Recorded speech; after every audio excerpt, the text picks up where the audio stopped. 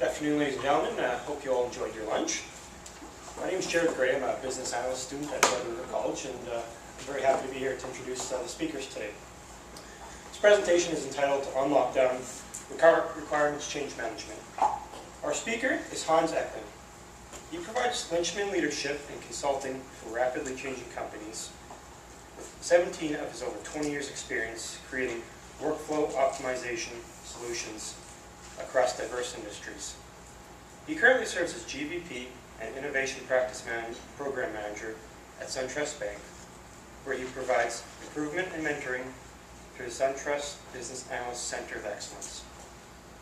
Hans has presented at Building Business Capability, Project World, the IMF, IIBA Professional Development Days, Project World, and World Congress for Business Analysts, as well as other professional organizations. Please visit his website, hanseklund.com, for copies of presentations and videos. Ladies and gentlemen, will you please help me welcome our guest speaker, Hans Eklund.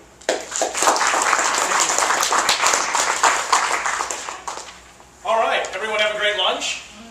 Having a great time so far? Yes. Ready to close out with a few small bits of learning, as much as you can cram in, so as Coop says, we can forget 98% of it by the time we see each other next month.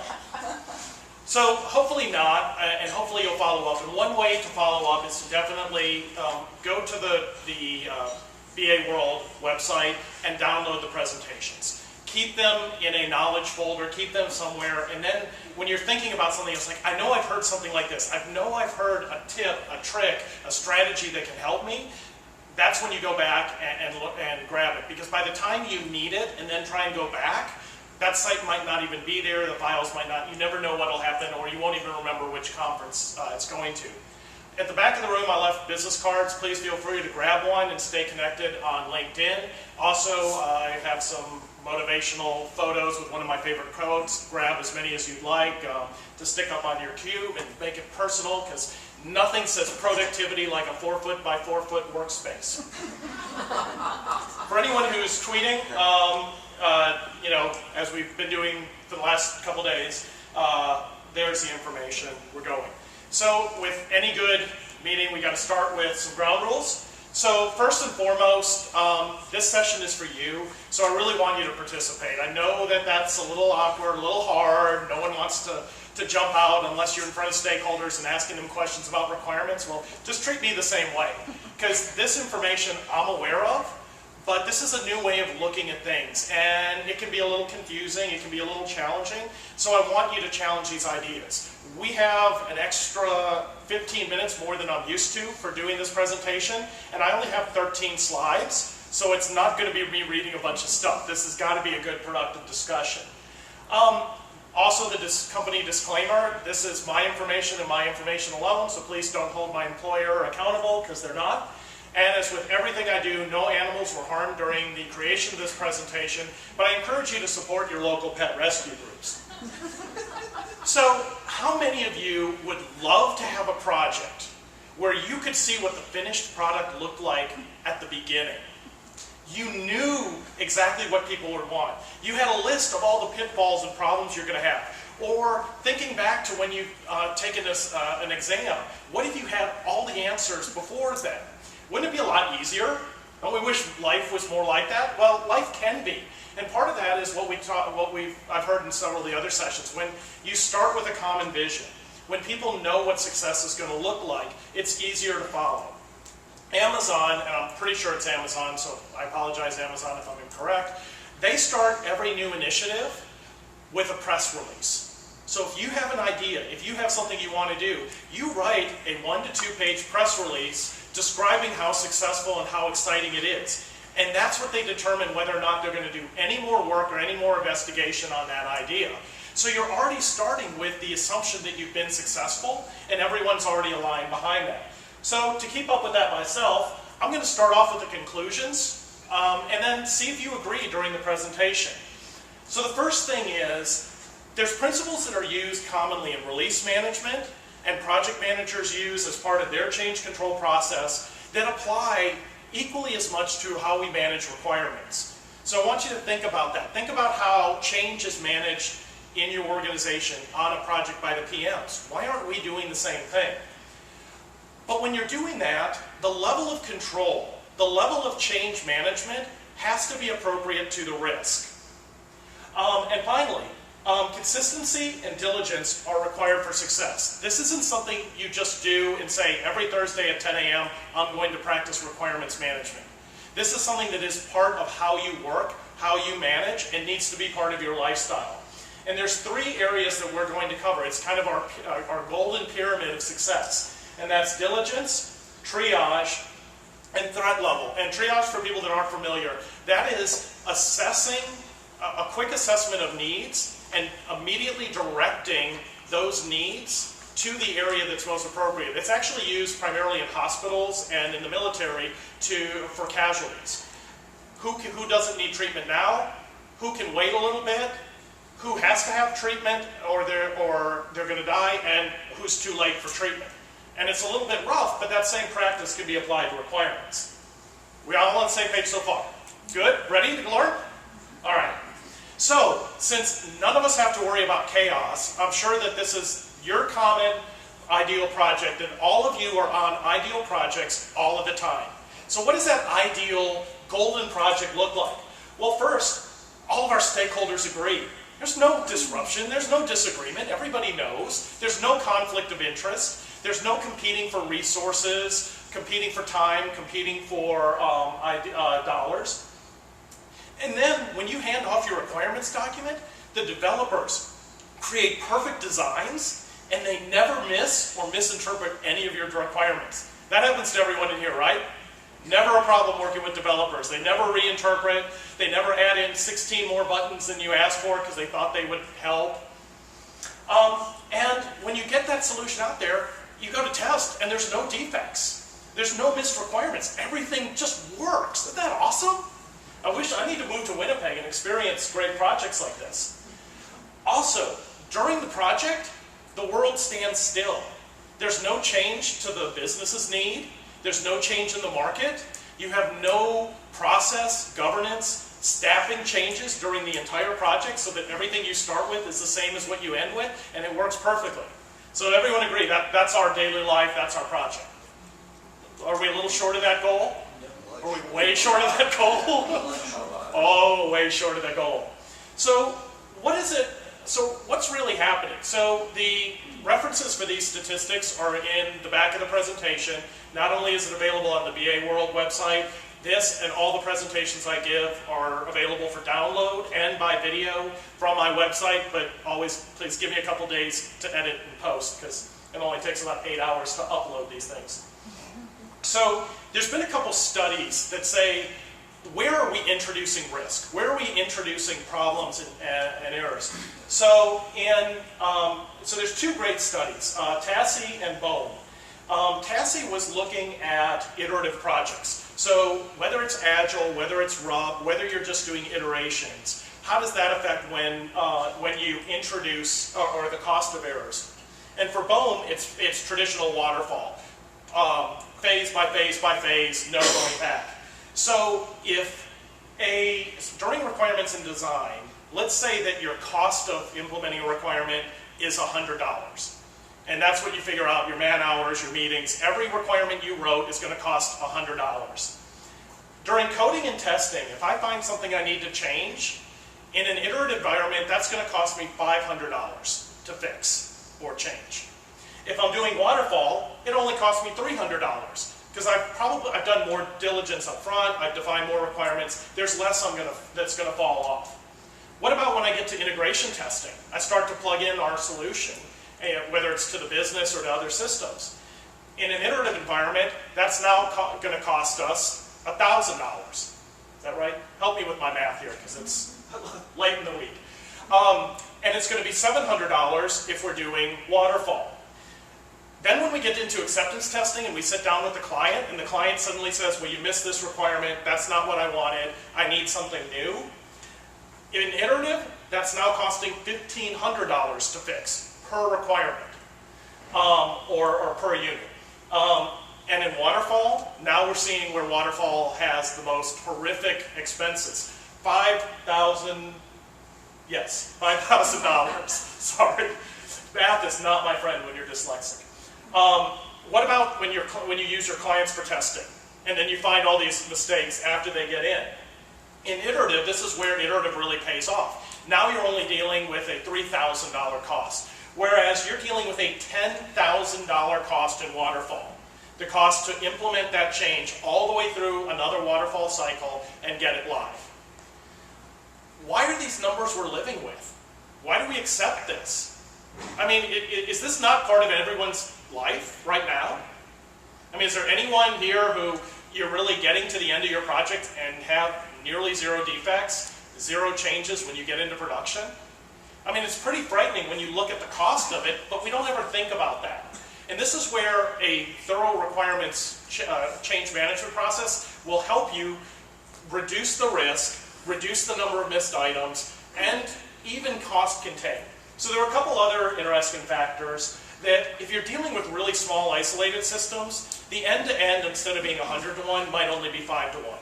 So what that means is, the smaller the project, you have less inherent risk, there's less things that can go wrong, so maybe you don't have to have quite the stranglehold on the requirements process that you would if you're doing a multi-year, multi-million-dollar project.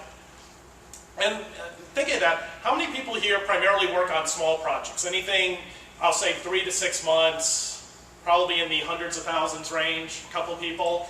What about 9 months to a year, kind of year-long projects, a few more? What about large multi-year projects? So we're getting about half. And let me guess, all of y'all are in a regulated industry. Yep. Yep, the higher the regulation, the more likely we say, well, if we're going to have to go through all this diligence and all this governance, let's just do it all at once. So instead of breaking this into small manageable pieces, let's fund a $5 million 2-year project so that we don't know until years 2 and 3 that we've completely missed the mark. Okay. This is horrifying, but it's been proven time and time again. And if you hear about a system failure, a project collapse, 50% of the errors that we experience are avoidable. Half of your rework, half of your effort, half of your defects, half of the things that make it into production are statistically verifiable, preventable. So think about what you could do to the cost of your projects and your organization. If you could put a dent because half of the rework you know you can avoid. So there's 2 major sources of avoidable rework, and really it comes down to incomplete requirements, misinterpreted requirements, missing use cases, missing constraints. These are the things that they seem obvious when you experience them after the fact, but when you're there, it's a lot harder. Missing stakeholders. And a great example is I helped the bank when we redesigned our entire online banking interface. And there was no baseline requirements for the system. There was nothing. There was no documentation that said what anything was supposed to do. So we were going to do something simple. Replace all the hardware that was on the back end, upgrade all software versions to their current production releases, fix a number of known defects, and do a complete rework of the entire interface and the way these things plugged in together, all at the same time. Sounds like a great idea. Nothing could go wrong with that project, could it? So when I ran through and did an inventory of screens, because we were going to do, basically for the screen redesign, what are the screens, how do they group into processes, because a lot of them flow. If I'm creating a transfer, I've got to view the transfers, I've got to go through to confirmation, and then I need to go back. So there's set screens that we knew. So I defined right around 90 screens that were part of the online banking, sat down with our SMEs, was going over and said, okay, how do we want to break this out? How do we want to prioritize? And then our chief stakeholder, that person in your organization, the mental linchpin, who actually knows how everything works, and they're the only person who does, was like, well, what about credit cards? What do you mean? What about all the credit card screens? They're not listed here. I'm like, well, when I was going through and testing in our dev environment, there were no credit card screens. What do you mean? And they're like, oh, well, you probably were using a test account that didn't have a credit card associated with it. Wait a minute, our screens are conditional? you know, the interface isn't the same for everybody. You're dynamically changing the navigation and popping stuff in and out depending on what accounts they have. And inconsistently, depending on what kind of account. You mean I get those screens if I've got a consumer credit card, but if I have a business card or a corporate card in my name, I don't get to see them? There were 154 screens. I missed by 50%, not ironically enough. So these things are out there, and if we hadn't had that check, it could have been miserable. Well, more miserable. So regardless of your methodology, I'm just going to break down our life cycle into really 4 steps. You're defining what you're doing, somebody's building it or plugging it in or configuring it, you're testing what you've got, and then you deploy. So it would be nice to say that we only have change at certain places, but there's different types of change, different types of gaps that pop up as we go along. So if I'm looking at the cycle, I can have ambiguities anytime. Something that I understand or someone understands, but it doesn't make sense to someone else. These plague your entire life cycle. There's going to be clarifications. There's going to be things where you just need to find out, does everyone understand? Has everyone bought in that that's really what it's supposed to do, or what it even does now? Or invalid requirements. You decided to say this needs to work this way, and it turns out you're just wrong. Next, oops, these are supposed to go in order, so much for my OCD. Missed requirements. Now, why do these only pop up as you start getting into the development phase? Requirements are signed off at that point. Yeah. While you're defining the requirements, you haven't missed anything yet. You haven't finished them. But once you finish them, then you start discovering all the things you missed. Scope and prioritization changes. So this is really hitting you not at the very beginning of requirements, because then you're pretty much on the same page and started, but the longer people start talking about the solution, the more they start changing what it is they wanted and pretending that they asked for that all along. Because of course our stakeholders would never do that. Or they change the priorities. They decide, well, now that we've talked about it, these 4 use cases really need to go first. Or I'm going to pull and I need to change what's in our next sprint because these things are more important. Now, why does scope and prioritizations kind of drop off after you get through about halfway or 3/4 of the way through your test cycle? And challenge me on these. This is my thoughts. It may be different for you, but why do you think I've got it where it drops off during the test cycle? Too expensive to go back. Too expensive? You can't really go back, can you, once you're in testing? Because people have now seen the product. They all can say, Yep. yeah, I agree. That is what the scope was, right? So if I'm going to reprioritize, I have to go all the way back to the beginning and take those new ideas, what we missed, and I need to run them through new requirements, new design, new development. And so am I doing that in a future phase, a different sprint? Am I stopping the entire project and starting over, which sometimes happens? We also have constraints. We're going to run into design constraints, resource constraints, time and budget. How many here have organizations that fall is layoff season? As the leaves fall, so does your staffing. Not really? Awesome. Then you guys are really lucky. Because that's something that happens in a lot of our big corporations. You start running out of money right about now. Your GL, you're overspent. There's no more money in your bank account. So you've got to start delaying projects, getting rid of contractors, delaying purchases, whatever you can to stretch your expenses out till the end of the year. So as you go along, things like that may be seasonal for you. The reason, again, why constraints only really pick up when you get into development is when you're doing requirements, you're really defining what those constraints are. You're working, and most companies aren't, unless you're in a really long waterfall cycle where you've just got 6, 9 months of requirements, then you might run into the constraints earlier. But most of the time, as you start building it, you're like, well, wait a minute. I can't use the standard connector to this. Or now we have a service-oriented architecture, so I have to use our service network to connect these 2 systems. I didn't contact that team. They don't have any bandwidth during this release. What am I going to do? Missed implementation. Oops. Missed your window. Can't get it in time. Really, this pops in, I think, when you hit your test cycle. Because when you hit your test cycle, somewhere along that period, you should have a good idea of when you think you can release. If you've got a flexible release schedule, you may be okay. If you're in a highly regulated area, like I think half of the people here are, you may only have 2-4 major releases in a year when you can go through. For us, we have 3. Because when we do a major release to anything that touches finances, it has to go all the way back to the general ledger for testing and make sure that we can SOX certify every change we put in that could affect somebody's money is going to be accounted for perfectly all the way back to the numbers we report to the SEC every year.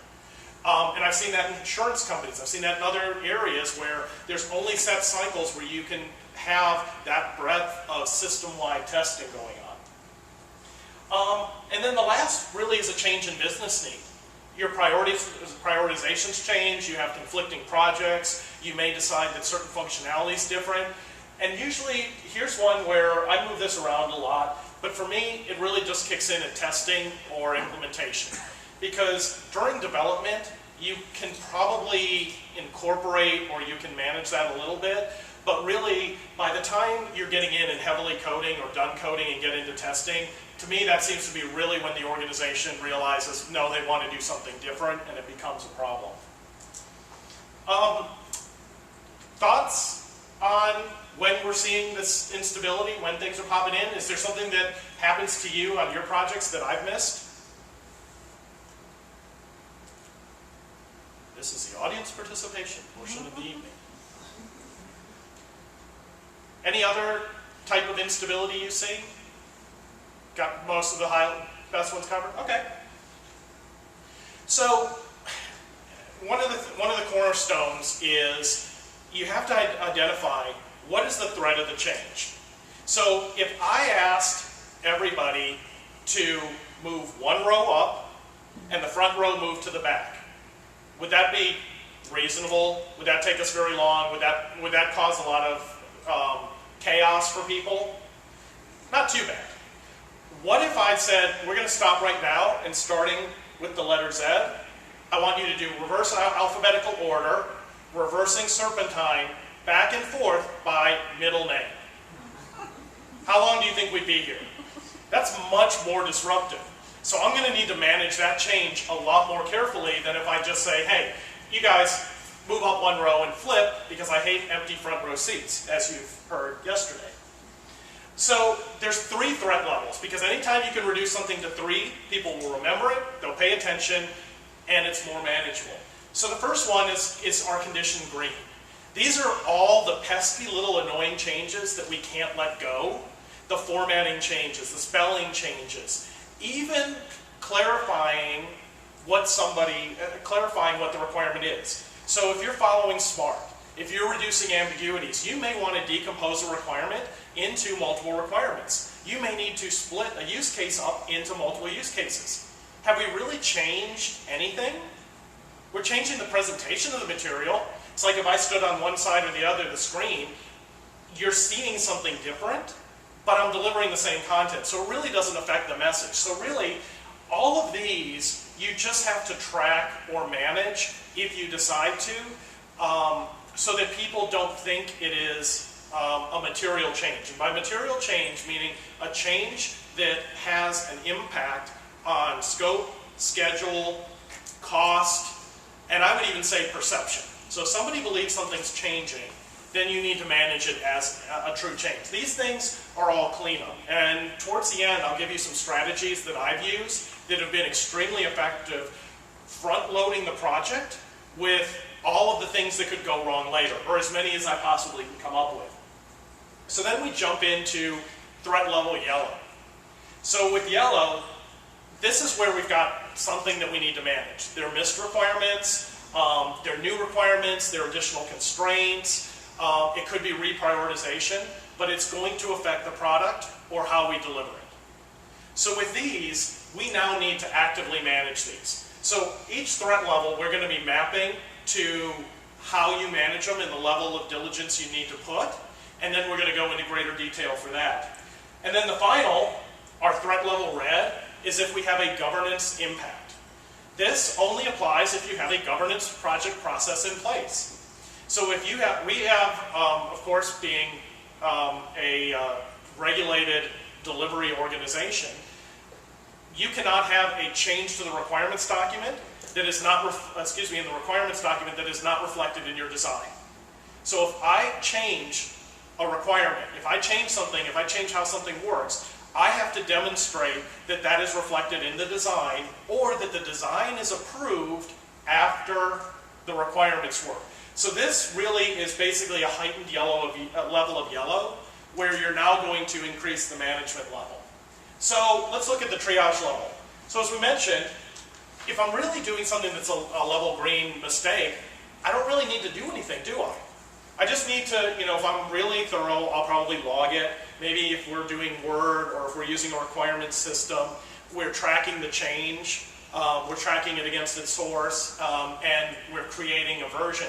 But on these things, really, we're just communicating so that people know. So somebody that said, hey, I read that, it doesn't make sense, I think you meant this, and you fix it, it's just common courtesy. Hey, I fixed that, here's what it says, now do you agree? So you're gaining that buy-in, but it's very loose, it's very informal, very iterative. If I've got a material impact, I can't just log it. I don't necessarily just go for approval. I've got to now do an impact assessment. If I now split one use case into 5, what does that mean? Am I creating 5 times the work? 50 times the work? Am I reducing 50 times the work? You never know. Because we always think that changes are always bad. Sometimes changes could be good. We've looked at custom developing or custom configuring systems and then found a third-party plugin that does everything we need. And so for a small investment, all we have to do is vet that plugin and use it. And so sometimes the changes or the constraints we have actually help us out. You also need to get approval. And this is where you've got to decide in your group what's the level of approval. Are you getting your stakeholder approval? Do you really want to raise this up to the executive level and get their stamp of approval every time?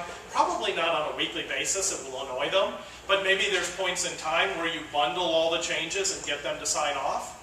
Your other stakeholders, your SMEs, your other project leads, and that's something we often forget about. Your project leads, your test lead, your implementation lead, your release lead, your PM need to sign off on these things too. Because that's where you're getting buy-in.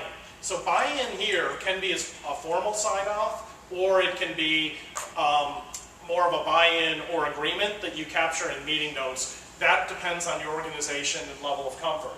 And then again, with RED, this is an official governance change control. Whatever your official process is, typically the PM's involved at this point, and they're running it through the process and logging it as a decision, logging it as a change, logging it in whatever your system of record is. So let's take a little deeper look at this.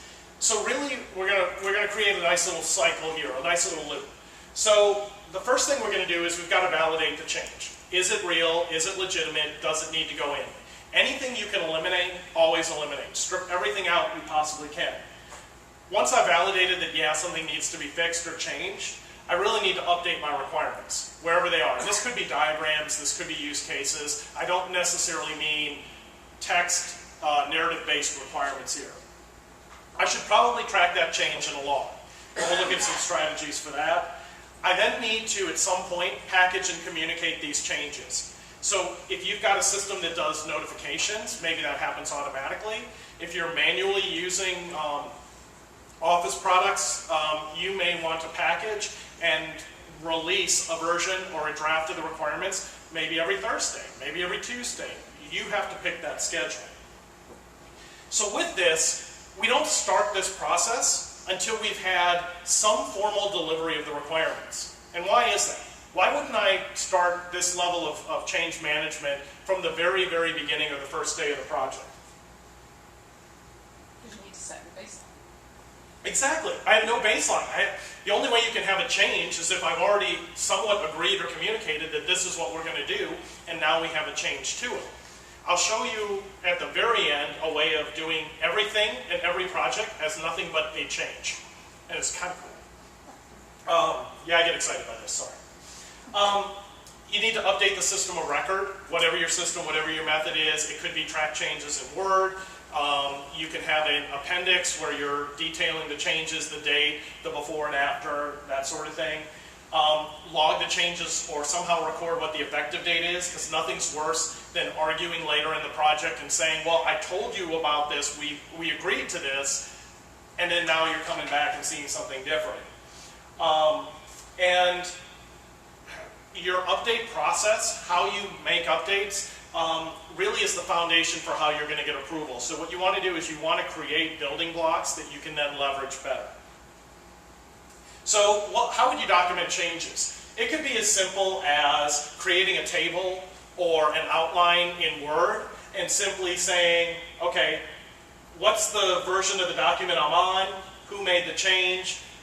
I'm going to update this requirement and tracking ID to this one to this, and here's the effective date. So what you want to do in this case, and this is just a cut and paste, developers hate to read. Testers barely like to read. So one way of getting around that is when instead of saying, scroll through your 700-page requirements document and see everything I've highlighted as a change, give it to them all at once. So all they have to do is read this section, and if they need to be reminded of where the context for that is, they can jump to that part of the document. It's easy. Or if you've got a system, they can jump and see it in context. But that's a real easy way of people only being able to read what's different. I mean, if you think about it, imagine that you've missed one of your favorite TV shows.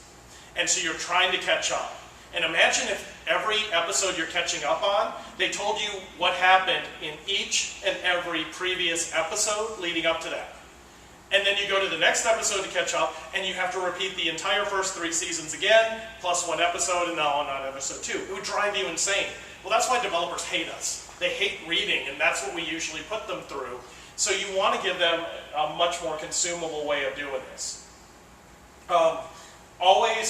Always have an effective date.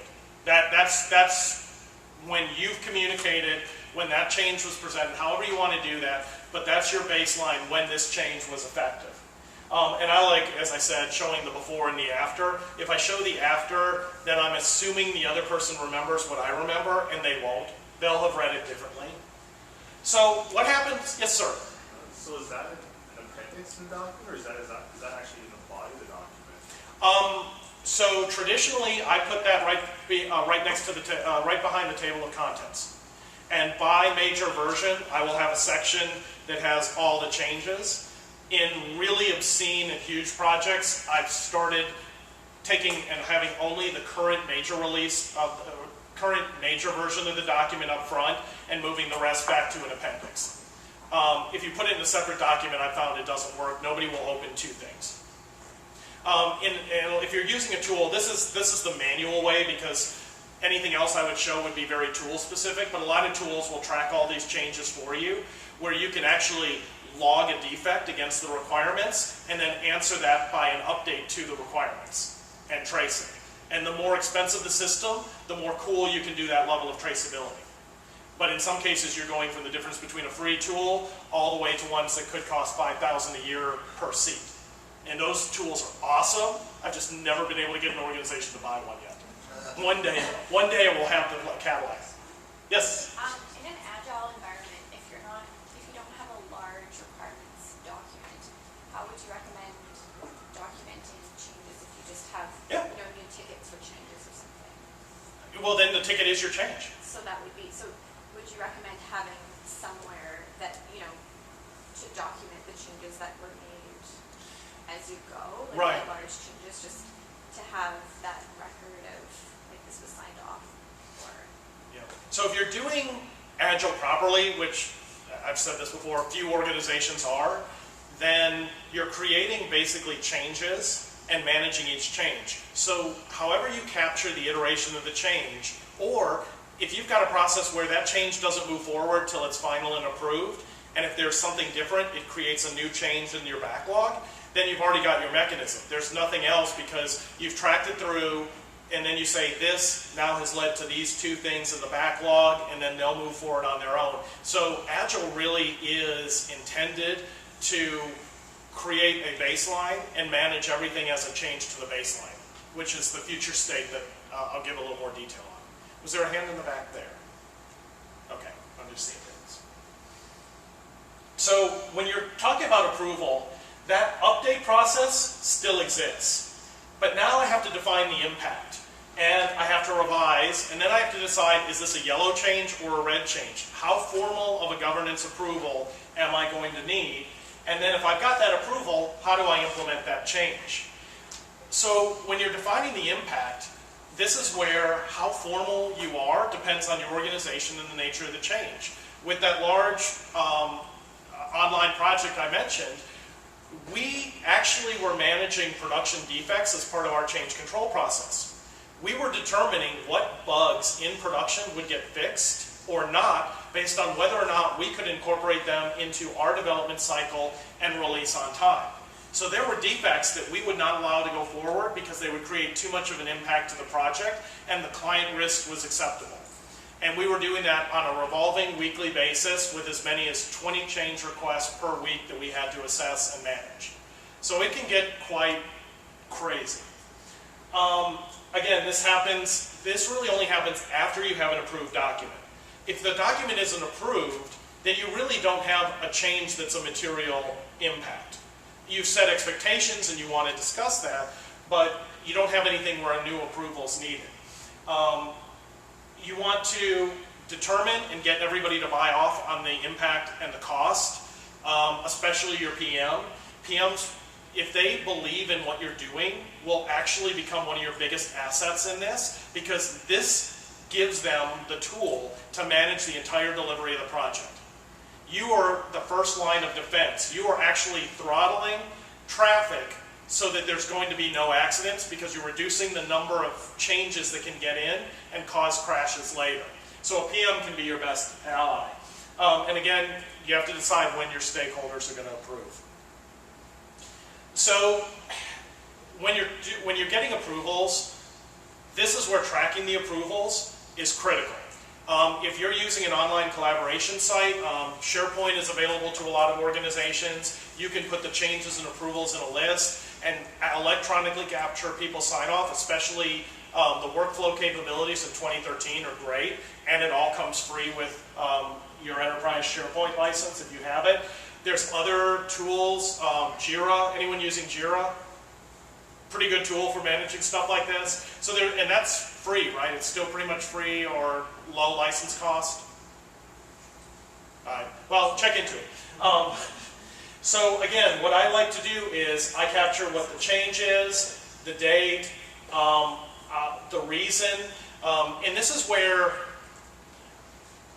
if I can capture the reason for a defect, the reason for a change, it really helps me in getting buy-in. It also helps later when you're trying to analyze why did things take so long, because eventually that's when the blame management part of our PMs comes out and tries to assign blame, and this is your shield from all of that blame by showing, well, here's the changes, I identified them on this date, here's where they came from the stakeholder accepted those changes on that date, so why don't we go talk to them? Hate playing the blame game, but it works well. Governance change controls, really this is just a more formal version. You may have a forum, you may have a website, it may be done in your PM's tool. What you're doing is you're just feeding in the content or piggybacking. So if you've gotten approval, let's say you've released a major version of your requirements document, you got all your stakeholders to approve all the changes, then the PM might just have to say, this is the official governance approval that was approved and in this workflow, and here's the date. So they might not have to do a separate approval, or you can piggyback on their process. But really good PMs, I've noticed, latch onto this. So some best practices, some ideas that might help you along, and then I want to talk a lot more about some of these areas. From the very beginning, you need to lay out what your requirements approach is. Who here does a requirements approach document or an outline? All right. Couple hands, and everyone should be doing it. I admit they're not fun. They don't seem worth it. But your requirements approach does two things. One, it helps you organize what you're going to do, how you're going to do it, and gain buy-in from the entire team that that's the way you're going to go.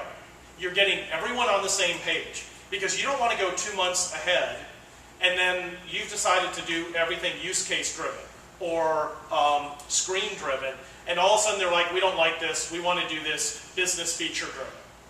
And you're like, but no, we agreed. And they're like, I didn't agree to this. You just told me this is how you're going to run your sessions, and you gave me a list of dates when I need to be available. I didn't agree to what we were doing in any of those meetings. That's why I haven't been attending, and now that I'm attending, I want to change everything you're doing. But if you lay that out from the beginning and make your change management process, you're giving people comfort.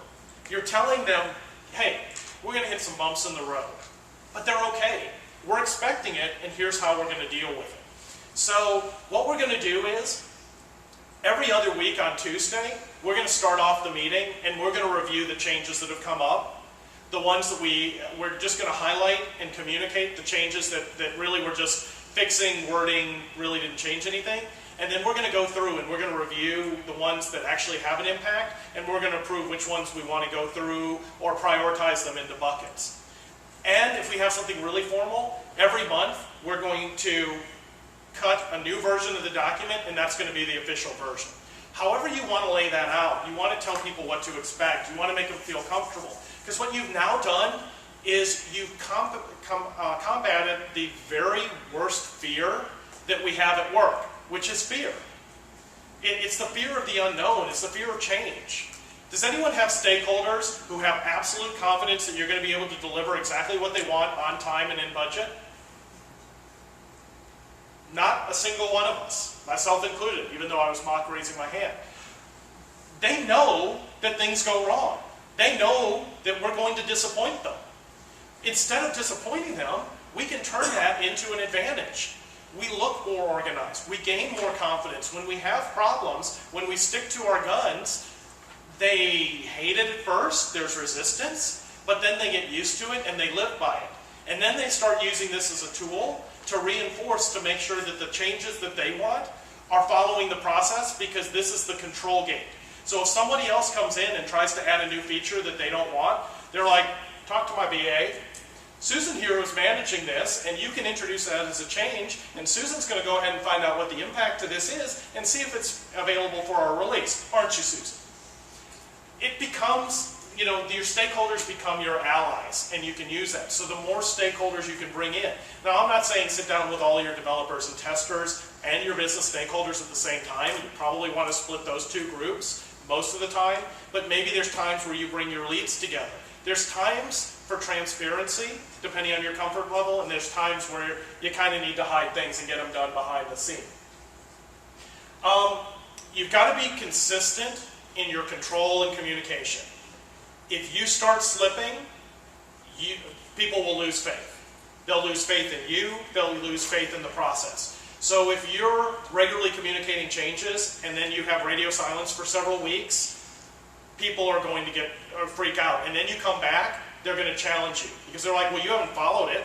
You haven't communicated any changes. So even if you don't have changes, communicate that as a success. Hey, we poked as many holes this week at the requirements as we could for these use cases, and guess what? We didn't find anything that needs to be changed. We think we have an 80-90% confidence in them at this time, but we'll take a look at them later in the process as well. So celebrate those victories. Celebrate discovering things as a victory. Defects are only bad when they've created a negative business impact. If you catch a defect and can resolve it, that's a win. The reason Pixar is very successful, and there's a great series of articles on Wired magazine that you can read, and it talks about their entire way of making successful films is by failing fast and failing often. They all invite anybody in the company to sit in an auditorium at 4 o'clock every day for the movie's pitch. And they pitch the idea, they pitch wherever they are, they pitch the characters, and anybody can shoot holes in it. But they do it constructively. They talk through it. They're saying, well, I really don't know if we would have an evil teddy bear who would control all the other toys in a particular nursery school.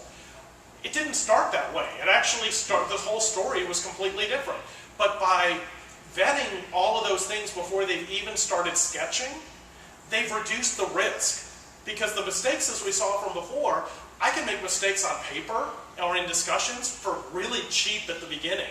But by the time, think about it if you're doing animation. By the time I'm putting in shadowing and then I got to go back and redo a character, and redo the wireframes, and redo all the backgrounds. Disaster. Would bankrupt them. Maybe. Assessing the impact is a critical feature of your requirements management process. You've got to be able to sort which ones have no risk, which ones have medium risk and I need to address, which ones are significant and they really require us to all agree what's going to happen. If this is how you are approaching as you're talking about the requirements, then those changes aren't as scary when you hit them. Leverage tools whenever they're available. If you've got a tool, if you can get a tool, that's great. Share, if you're using even spreadsheets, track changes in Word or whatever program you're using, these can be your best friend. Play around and see what works for you and then share those ideas, find out what works for other people. On my site with this presentation, I've got a link to be able to download the spreadsheets and some of the generic templates. They're not necessarily intended to use as is, but it'll give you an idea of the types of data that I track. If I was implementing this now, I would probably put it in as a SharePoint list, truthfully, because SharePoint's easier to collaborate and annotate, and I do all of my feature tracking, prioritization, a lot of that I do in SharePoint now just because it's a free, easy tool for us to use. How many people do traceability in their requirements document? I should see every single hand. Traceability is king. You've got to be able to trace your use cases to your requirements, to your non-functional requirements. The better you are at traceability, the more you'll uncover where the gaps are. This is the same for your changes and your change management process. You've got to track where the source came from. Why is this an issue? What was the data that changed? And any supporting documentation that goes along with that. You don't want to kill yourself with overhead, so pick what's most appropriate. The smaller the project, the less work you have to do. Because of things like this, I keep every single email forever or until our retention policy says I have to delete it. And I have them categorized, I have them cross-referenced. Why? Because when something blows up, I can now go back and I can show, we discussed this on this date, here's your approval, here's what the scope is, or, hey, you're right, my mistake, I'm going to get that fixed for you. It has saved me so many times. It has saved me when I've helped companies through legal action, following up on partners, and I could show a clear communication trail, and we were able to get things worked out very quickly. So this can be a tool you can use in all aspects of your life. So Agile, as I mentioned, kind of falls into this a little bit. But what if you treated everything as a change? And this is referred to as requirements as an asset, which very few companies do. Which means I'm creating a set of documentation that describes my business, my stakeholders, my processes, my systems, and I know exactly what we do. And that is a tremendous value to the organization, but it takes a lot of work up front, and it takes a lot of coordination and diligence as you go through, because the lazy way of doing it is to not update your baseline. So once you create a baseline, everything you do is just a change to that baseline. Every project we do is this way from the beginning, even if we don't realize it. Because if you implement a brand new system, something that the organization has never had before, your baseline is manual processes. You've still got something that's going on that you're fixing or changing. So all you have to do is, by release, by sprint, by implementation, track what those changes are. Once you implement, the combination of the baseline and the updates to the baseline become your new baseline. So now you've, without a lot of extra effort past that first baseline, created an asset that the organization can use. That can be traced and used by your production support groups. This can be used to help better evaluate future projects, because now you know what the system does. So how fast would it be if somebody said, hey, I've got this great idea, we're going to take this application and we're going to make it mobile for all of our reps, and here's all the things I want it to do. You can now go to that baseline and you can identify every feature set, every use case that could be impacted and say, okay, this is going to update and impact 23 use cases. These use cases also have a security requirement, so we're going to need to review those with the security. And I think I've got enough where we can come up with some high-level estimates for the cost and implementation. Dramatically improves your annual planning process and ensures that you're part of it and not just catching the downhill mudslide that would come from business leaders or PMs. Nothing against PMs, love them, but we are the official catchers and cleanup people so that PMs can be successful. Because BAs, so PMs, only live within a project. There is no PM without a project. They have from start to finish, they are responsible for delivering a project or multiple projects. BAs represent the business. We represent a business function, a business area, business systems. We live past the projects. We're the ones who are the experts at what will happen when you make changes to those areas. So we live, and I think are far more important, because we do live as the extension, as the interpreter, as the advocates for the business. And think about that as you're going through your work, is I'm not here to deliver a project. I am here to make the business and the business systems I represent successful. That is who I am accountable to. I'm not accountable to the PM. The PM only cares about the schedule in which I make the changes. I'm going to be the one who makes sure that those changes are the right changes. I think I killed that. So, bouncing back to the conclusions, really the principles of release management. Taking something, packaging it, validating that it's right, making changes if needed, and then publishing it is really what release management is about. That's what we do natively, even if we don't realize it, with our requirements packages. Triaging is a part of that as well. We just need to be more formal, more coordinated. You can have more than 3 levels if you want. You can label them. You can create cartoon characters for changes. Whatever works in your organization, have a little fun with it. And that level of control needs to match the risk. If you found spelling mistakes, you're not going to go for a governance change approval just because you're like, no, this is important. I want a perfect document. And you've got to be consistent. You've got to have, it is very hard to do this day in and day out until it becomes natural. And when it becomes natural, and you've got a process you're following, and you're following your requirements approach, you've got consistent buy-in from people. So one thing, and I want to turn the rest of our time, because we've got some great time left, into a discussion, but I want to talk about a different aspect of this that I thought I had a slide on, but I guess I usually talk earlier about. One of the biggest disconnects we have is communicating first with our developers, because I've never had a developer who reads what I read the way I read it and implements it that way. And that's my fault. Everyone agree? Who doesn't agree? Who thinks it's the developer's fault? Who thinks it's the BA's fault? Who's terrified to raise their hand because they're not sure what the right answer is? I got more hands on that than anything else. Here's why. I used to have a rule that I used to believe that what I was writing was correct. I had a lot of confidence in it. And so if they didn't understand, it was my job to help them interpret, help them understand. And especially when I was working with offshore, I realized something pretty quickly during one of the projects. If I had to explain something 3 times, I was the idiot in the room. Because when I got to the 3rd time, clearly I'm the one who's missing the point. And so I really had to bite down and say, okay, let me put my pride aside, let me put my BA ego hat, take it off for a minute. What am I doing wrong? And what I was doing wrong is, it's called the hindrance of knowledge.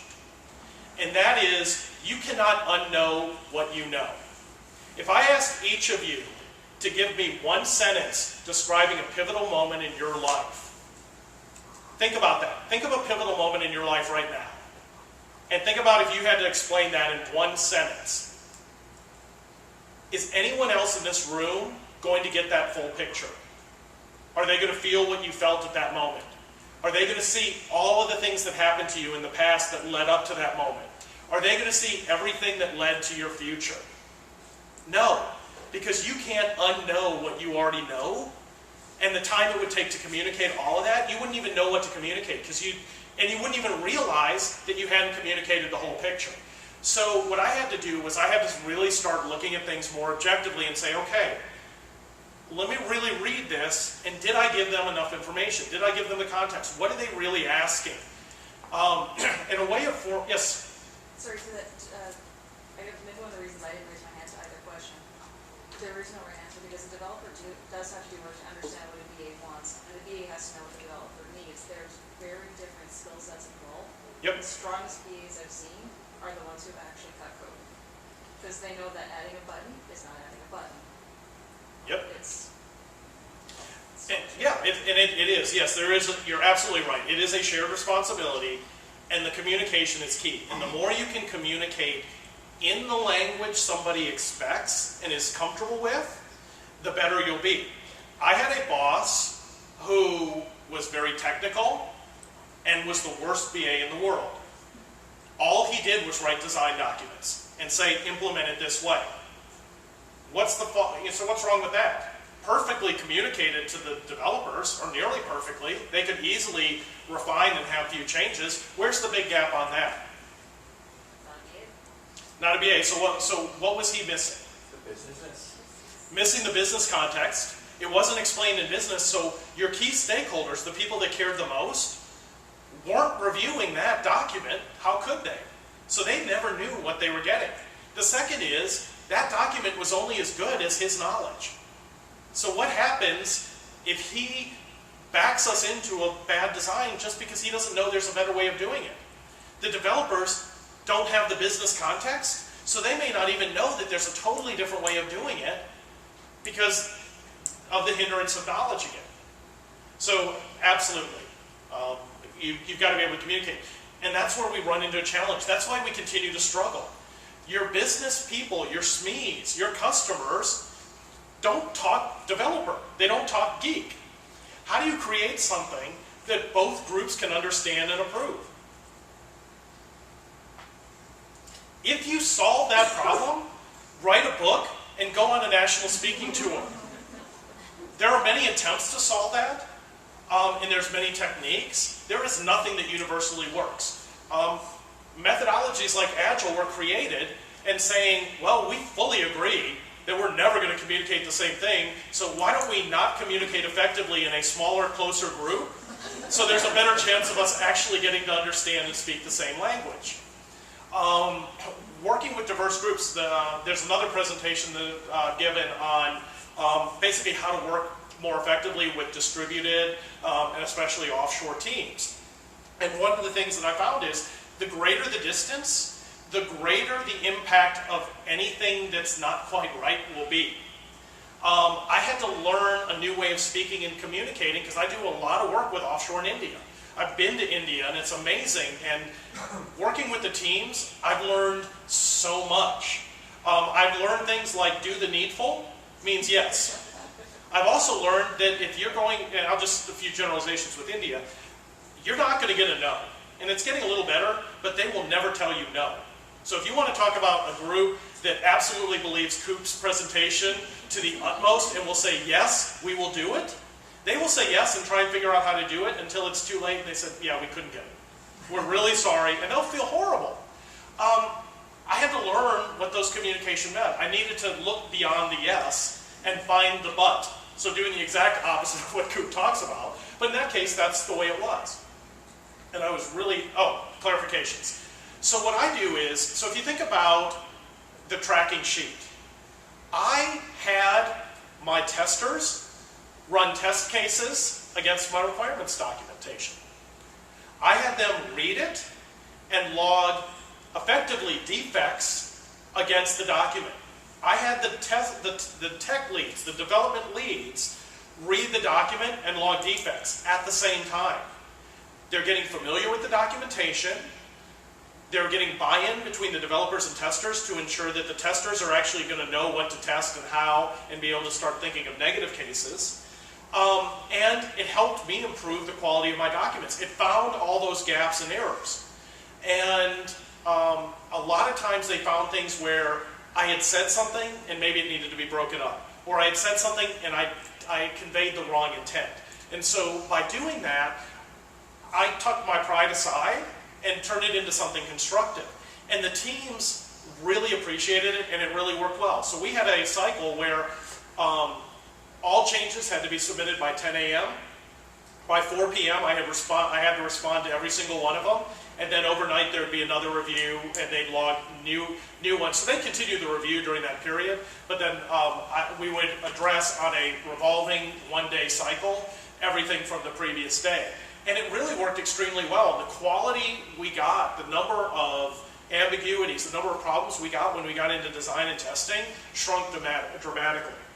And you also will learn more about your team. One of the funny, great language one, is the requirement said the actor/user will be able to log off of the system, or will be automatically logged off the system after 15 minutes of inactivity. Anyone see anything wrong with that requirement? Pretty clear, specific, it would pass all our SMART tests. Defect that got logged against that: it is impossible to divide users by actors. Okay. Don't use multiple. So, go back to the glossary. One name, consistently. Who creates a glossary for their project? Ooh, not enough hands. Come on, guys. This is our chance to shine. The terms, the acronyms. Are you going to say user, actor, client, customer, vendor? What does that mean? And it's really tough, but you need to have a consistent language, or a language that tells you. What's the difference between an internal actor or an external? You may define all of your actors, and maybe you abbreviate them. Give them fun names. Maybe it's Sally is going to represent HR. Ted is going to be our operations guy. And use names. Get people. Come up with, grab cartoons or characters and print them out and put them in the center of the table when you're meeting. Put them up in the room and say, well, listen, what's this going to do to Ted here? If we cut out that functionality, how's Ted going to do his job? It's putting yourself in the customer's, your end user, the customer, whoever. It's causing people to step back and not think about themselves, but look at it from the perspective of the people who are going to be impacted. And that can dramatically improve your conditions as well. So I highly recommend, and also your developers and testers, the bond you will have will be awesome. You can do the same thing with your other stakeholders and your SMEs. Have them read through, have them look through, have review sessions and log and track. The biggest thing holding that back is we take such pride in our work. It is horrible and it's embarrassing to find mistakes. And nobody wants to admit mistakes. So there's two choices you have. You can get down, you can feel bad about yourself, you can get discovered and blamed later, or you can say that those mistakes are small victories. They're small wins, and relabel them. Turn what could be a negative into a positive. Turn that but into a yes and. Team, look at all the great things we discovered when we went through this, when we vetted this series of requirements. Look at these things, and here's what I think we'll be able to save. And even though these are going to cost more, I think this is going to end up saving us about a factor of 50. And you can even use multipliers if you need to. Claim them as wins. Encourage people to not hide these mistakes, but to celebrate them. And then, what are you doing? You're pulling the team together. You're pulling them towards a common goal. As I said in the download, is actually the studies that went into the fact sheet. Feel free to use those, reuse them, however they can go. Some information about the bank. And stay connected. You're going to meet incredible people here. Get their business card. Connect on LinkedIn. Join in the conversations. Go to BA Times and read the articles. Read things like Coop's blog. The people that are blogging have phenomenal articles. The articles that are now being published on LinkedIn's blog, a lot of people who had private blogs are now republishing on LinkedIn because it's so effective to share. Share those with your organization. Become that thought leader and share things that make a difference. So we've got, actually we got about 12 minutes left. So what I want to do is kind of open this up to a discussion. And so what are some of the things that you think you may be able to apply in your organization? Or which ones do you think are really going to be a tough challenge? Which ones do you think you or your organization might struggle with? Yes? I'd love to do a baseline requirements repository. Have you done that? And if you did, how did you convince them it was worth it? Awesome. So, baseline requirements, how did you do it? What was the repository? How did you convince people that it was worth it? So, we used at the time, requirements were all done in Word, but then we imported into, we were using Requisite Pro at the time. Since then, we've switched over to HP Application Lifecycle Manager, ALM. There's many great tools out there. What I did was, from the very beginning in my approach, I laid out a requirements approach of how we were going to cover by section, what we were going to review each week. I blocked out meetings, so I had everything laid out to define and figure out. My responsibility was to reverse engineer the system and define what it did, and then bring that to the meeting so we could decide what we wanted it to do. I didn't tell anyone I was building a baseline requirement. I didn't tell them anything about that at all. I put in the extra effort as part of my requirements approach because I knew we needed it. And nobody knew enough about the work I was doing to know the difference in the extra effort I was putting in. Because in some cases it was actually saving me time. I mean, if you want to talk like the pride of doing everything wrong as a BA, you know, I had a 300-page requirements document and a separate 250-page annotated screen list of before and afters. Oh wow, as a BA, look at this, I've got a binder on my bookshelf that nobody ever wants to read. So once I got it into the repository, I started teaching people, hey, when we do the next phase, next rollout, go in, here's how everything's structured. Just go in and extract those requirements, change them, and then check them back in. And so I tried to teach people how to do that. At the time, we believed in the firefighting mode of project allocations, which meant the biggest project that's crashing, put your best people on it. Let the projects they were working on fail, so once they get this implemented, now put them on another failing project. I hear some laughter, that happens to you too. So what ended up happening is 3 releases afterwards, after I had been pulled onto several different systems, they stopped trying. They didn't even try to update the requirements. They started creating separate instances in the repository by release of just those changes. We fought with our testing organization, because the testing organization, just like PMs, were exclusively release focused, project focused, implementation focused. We fought and never won the battle of restructuring the requirements in the software to be application or business function based, and then only pull the ones that have certain release forward into testing and test those. It wouldn't have cost them anything. It actually would have saved them a lot of money, because the traceability they had done to the requirements and the test cases would have still existed. All they would have had to do is update the release value in both systems, and they wouldn't have had, instead they wanted to cut and paste and import their requirements by release. And so no, we've never gotten there. Not as an organization. We will. I will succeed one day.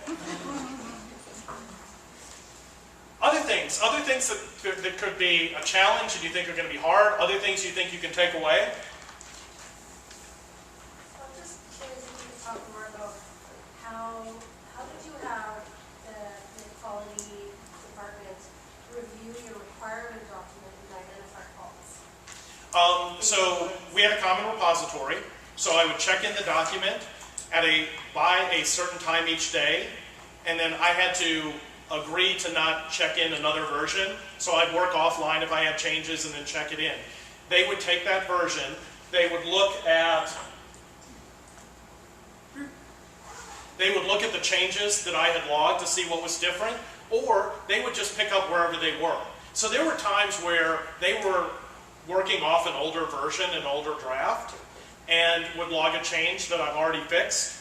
So in that case, that's why I started capturing here it is. Nope, that's ours. Where is it? Different sheet. Okay, it's in one of the back sheets. I captured which version they were looking at. So they had to report which major and minor version of the document they were looking off of. So I could immediately tell if they were working off an old version. And instead of tracing down and trying to see what they had, I'd look at the new version and then I'd log, this has been fixed in the current version here, please refer to this one. And then they'd check out and look at the new version. So really it was just manual. They would pull up the document and go page by page. And I could tell about how much work they were getting. Usually they get about 5 to 10 pages of the document done a day. And I would just basically see rolling changes, and the further they got down, the later the page number. So was that a common practice in your organization? No.